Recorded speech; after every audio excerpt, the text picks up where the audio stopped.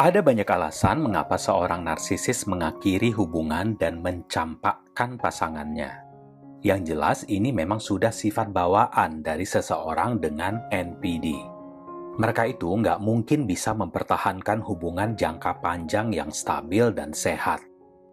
Dan mereka itu sebenarnya juga sadar kalau hubungan mereka itu nggak akan bertahan lama. Ada tenggat waktu, ada kadaluarsanya. Mereka akan mencampakkan pasangannya sebagai cara untuk memegang kendali dan mengakhiri hubungan sesuai keinginan mereka.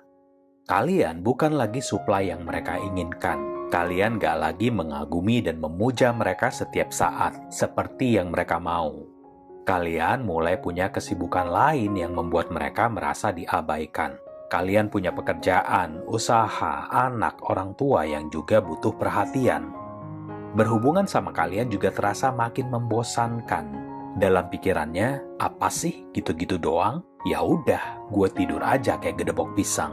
Tanda-tanda kalau kalian udah dibuang, dicampakkan oleh narsisis itu sebenarnya banyak ya. Tanda yang pertama, narsisis udah membuang kalian adalah perhatian yang berkurang drastis. Nah, untuk berpindah ini kan butuh fokus, konsentrasi. Makanya mereka akan mengurangi perhatian mereka kepada kalian. Kayak terpaksa banget gitu harus nemenin kalian. Tanda yang kedua adalah tanda-tanda perselingkuhan.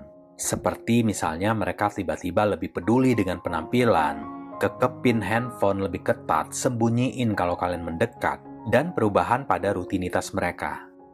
Ini semua mereka lakukan karena mereka sedang mirroring, bercermin dan meniru si target baru yang akan mereka love bombing. Yang ketiga, kritikan ke kalian mulai semakin banyak dan cenderung mengada-ngada. Kalian kurang resik bersihin rumah, kalian punya mulut besar, hal-hal yang kalian gak nyangka akan keluar dari mulutnya setelah sekian lama. Awalnya kalian kira bercanda, tapi kok selalu diulang dan kayaknya dia serius. Semua ini mereka lakukan untuk menjatuhkan harga diri dan martabat kalian. Yang keempat, mendiamkan dan meninggalkan kalian. Silent treatment adalah metode paling kejam yang dapat mereka gunakan. Mereka pada dasarnya menghilang atau mengghosting kalian selama berhari-hari, berminggu-minggu, berbulan-bulan, bahkan bertahun-tahun tanpa penjelasan. Kalian merasa diabaikan, hancur, sakit, sedih, dan lain-lain. Nggak ada kehangatan, semuanya dingin kayak gedebok pisang.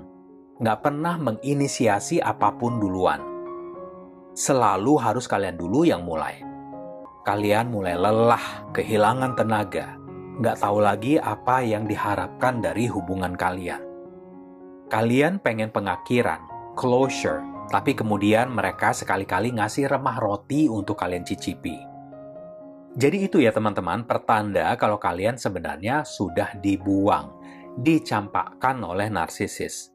Narsisis sebenarnya udah terang-terangan benci sama kalian, tapi nggak mau lepasin kalian, karena dia dalam persiapan mendapat suplai yang baru. Nah, mereka akan pakai reaksi kalian ini justru untuk ngebuktiin ke orang-orang kalau kalianlah yang gila, kalianlah yang nggak stabil. Padahal semua ini adalah reaksi normal. Perlu kalian ketahui juga, narsisis itu nggak akan biarin kalian pergi dengan damai. Mereka juga akan berusaha untuk menghancurkan kalian. Bagian dari pencampakan narsisis adalah menghancurkan nama baik dan diri kalian. Mereka ingin orang-orang tahu kalau itu semua kesalahan kalian. Kalian jadi sebatang kara, nggak ada tempat untuk berlindung, dan nggak akan ada yang percaya sama cerita kalian. Suplai barunya pun bisa jadi akan ikut terlibat sebagai pendukungnya. Suplai barunya, selingkuhannya sekarang, orang yang tidur dengan dia sekarang juga akan mengalami hal ini. Pola ini akan terus berlanjut dalam kehidupan narsisis sampai dia meninggal. Ketika kalian dibuang dan dicampakkan, sebenarnya kalian itu udah dikasih kesempatan untuk bebas oleh mereka. Pegang erat kebebasan kalian ini. Emang berat untuk mengakui bahwa kita itu cuma alat dan sudah mereka permainkan. Tapi kalau kalian udah bisa menyadarinya, mengakuinya, kalian bisa mencegah narsisis-narsisis yang lain melakukan hal yang sama kepada kalian di masa depan. Nah, selanjutnya setelah kalian dibuang atau dicampakkan, mulailah untuk cari dukungan, sistem pendukung, dan terbuka dengan orang-orang yang kalian percaya. Pertimbangkan juga terapi untuk proses penyembuhan. Lalu tingkatkan perawatan diri, sayangi diri kalian. Lakukan hal-hal yang pengen kalian lakukan. Misalnya, berendam air hangat dengan garam Himalaya, dengerin musik, ruangan penuh dengan wewangian terapi, atau coba mengapung di laut di sekitar daerah kalian. Terapi mengapung ini sangat menenangkan ya. Kuping jadi senyap, sensasi air laut yang mengangkat dan mengayunkan tubuh kalian membuat kalian semakin rileks. Kemudian tulis jurnal juga tentang pikiran dan perasaan kalian. Lalu hindari atau minimalkan kontak. Jangan tergoda untuk lihat mereka di sosmed, cek status WA-nya, atau nanya tentang mereka ke teman-temannya. Lalu perkaya hidup kalian dengan kegiatan, olahraga, acara sosial, dan hal-hal yang menarik minat kalian. Ingat pepatah ini, idle hands are the devil's playground.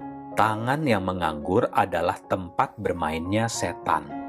Artinya, kalau kalian cuma diam, meratapi, merenungi nasib, nggak mau bergerak, nggak mau melakukan sesuatu, maka akan semakin cenderung terjebak dalam kehancuran yang semakin parah. Kemudian edukasi diri kalian tentang narsisme dan penganiayaan narsistik. Yang perlu kalian pahami setelah beberapa waktu mengedukasi diri, dengerin podcast atau nonton video, kalian tentunya akan bosen. Karena jalan kepulihan kalian itu akan naik turun juga. Semangat kalian untuk menata diri dan kehidupan kalian juga akan naik turun. Kesehatan mental kalian terkadang kayak kembali lagi ke titik rendah. Nah, saya sangat paham ini. Terkadang makin banyak yang kita tahu kok makin menakutkan ya hidup ini. Kok banyak hal tentang diri kita sendiri yang gak sesuai harapan kita. Nah, ini sangat wajar ya. Kalian gak sendirian. Ketika overwhelmed, bosan, kalian bisa stop sebentar. Alihkan bacaan atau tontonan ke hal-hal lain yang menyenangkan buat kalian. Misalnya stand-up comedy, house renovation, karaoke sama teman-teman, dan lain-lain. Dan terakhir, jangan menyalahkan diri sendiri. Sayangi diri kalian. Siapapun dapat menjadi korban dari narsisis. Jadi jangan salahkan diri kalian. Seiring berjalannya waktu, kalian akan belajar untuk mengenali dan menghindari narsisis di masa depan.